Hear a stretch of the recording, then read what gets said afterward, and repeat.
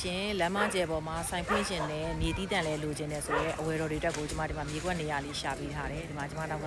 ဒီကွက်လေးပေါ့နော်သူကပေ20 60ရှိတယ်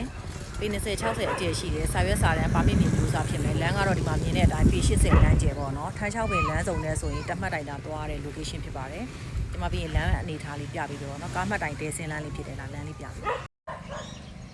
ဒီထိတ်တဲ့ရတော့ဒါဘတ်ကားမှတ်တိုင်ဖြစ်ပါတယ်ဒီလိုမျိုးပေါ့နော်အကွာဝေးကမှတ်တိုင်နဲ့ဆိုရင်ခုကျမရက်နေတဲ့နေရာနဲ့ကွာတလောက်ပဲဝေးပါတယ်